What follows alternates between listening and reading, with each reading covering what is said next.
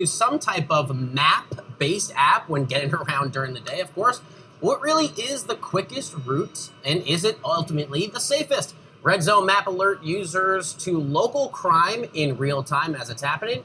And with us now is the man behind the app, Ted Farnsworth, the CEO of Helios and Matheson Analytics. He joins us now. It's great to have you. Thank you. Thank you for having me. So let's start right there. How does the Red Zone map work specifically? It's very similar to Waze, but it's Waze with crime added to it. So we take and we map out real-time crime around the U.S. We give you a safe route and a risky route, and we're able to program it in there to find out where you're going. So if you're going to an unfamiliar place, you know what we call it situational awareness. Know what's going on in your surroundings, what's happening. We also track it here in the States, around the world as well as with terrorism. So what types of things exactly are you tracking for users? What can they see in real time? You can see right now on there, you can see shootings, assaults, sexual assaults, all real time within the last 24 hours. So nobody's built a real time database out there that you can see it when you're walking down the streets. You can see what happened in New York, what happened in LA, wherever you are, with the pins, and they're interactive pins. You can click on them. You can see where the crime happened, the date, the time, and those are all backed by police, records, police reports, our artificial intelligence that we have, all the stuff that we combine together. Is this your primary product? Yes. And the primary product now is part of this company, which right now is trading at about $2.75.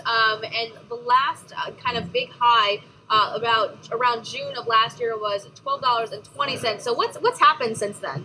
It was interesting when I came up with Red Zone, the concept. I created it from scratch, and I merged with a company called Helios and Matheson, HMNY. Their stock at the time was about $1. It was they were in the artificial intelligence, big data section. That's why I wanted to do it, because we wanted the artificial intelligence for us to tie it together with crime maps, etc.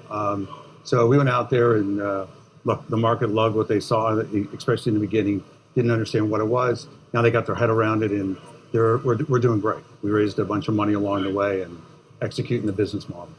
Okay. Are you feeling criticism, perhaps? Because I've seen a lot of, maybe not exactly quite similar asks, but a lot of people that basically are saying, hey, when it comes to, let's say, gentrifying into a new neighborhood, people Sure. always want to know the safety and security elements. And there's always been critics on the other side who basically say some type of API or program based like this is just going to show you the crime so that you can avoid those areas. Specifically, do you face criticism like that? Correct. Not really, because you have filters on our system, so you can choose the crimes you want to follow. So if you just want to see where there's shootings or where there's carjackings or assaults or sexual assaults, so you create your area, your red zone, what you want to track and what you want to follow. So everybody's different, because everybody wants to see something different. We haven't had any backlash at all, because we're just stating the facts. We're giving you the facts, and that's what it is. So those are the neighborhoods, those are the areas. But like no-go zones, if you're traveling, say, to where we have offices in Israel as well. If you're going there and you don't know the area, or perhaps you're going to London, Paris, you don't know those areas. So that's what we do. Try to give you situational awareness of what's going on in that area. Just remind us, where's the data coming from that you're getting this in Sure. real time?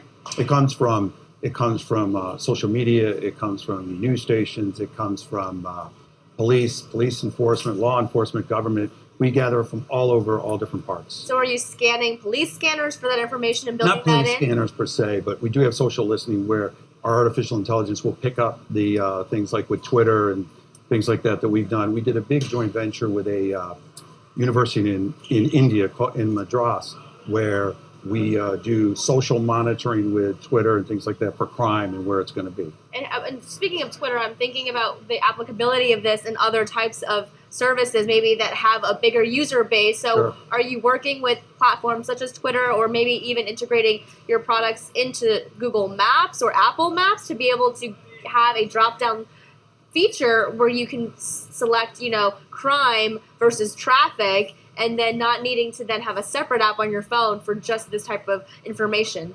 You know what? That's a great question, because we do both. We have the crime, we have the traffic. We are on Apple Maps and we're on Google. So we're on Android and we're on iOS. But So not in it's the just- map. If I pull up Apple Maps, Right. there's not a way There's where no I can... crime, Right, so...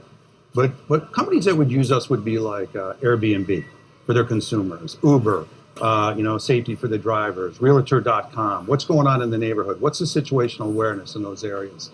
Especially with all the things that have gone on, we don't know certain areas, what's good, what's bad, what's going on. So it's more real time. But yeah, you can go You'll be able to get your map, figure it out, and it's like a one-stop shop. And we also do tips on there, crowdsourcing, just like Waze, where you can tell us what's going on. User-submitted content as part as of it. well. Yeah, we have verified, Yep. which is all verified by law enforcement, et cetera. And then you have community, which is crowdsourcing pins, where you can report tips in your area, your neighborhood. Nice. I'm a huge New York Yankees fan.